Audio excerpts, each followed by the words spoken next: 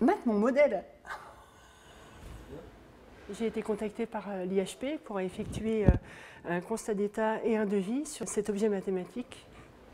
Ces objets-là, ils sont un peu hypnotiques, de toute façon.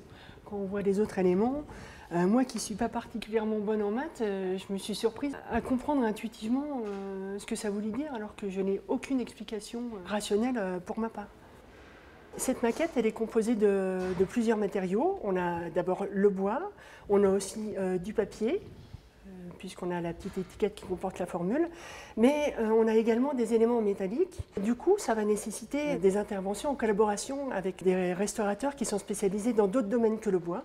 En démontant l'objet mathématique, on s'aperçoit qu'il y a une différence de couleur entre les parties protégées et les parties non protégées.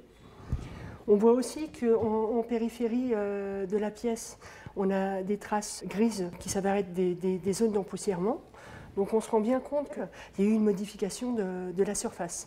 Ça va être dû à la façon dont l'objet a été conservé et à la façon dont la finition et le bois ont vieilli. Là, c'est le principe du spot test. Ça permet de voir comment réagit la surface et déterminer si c'est juste de l'empoussièrement ou si c'est une finition qui s'est encrassée ou si on a rajouté un produit qui a mal vieilli dessus. Et là, moi, je m'aperçois que le trait noir qui n'était pas très joli, on peut apparemment l'enlever assez simplement avec de l'eau déminéralisée. Donc c'est plutôt rassurant.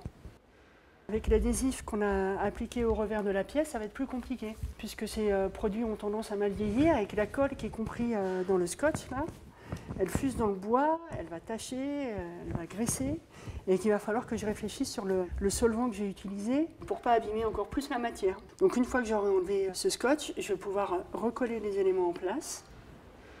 On est toujours sur la double injonction, là, conserver et montrer au public.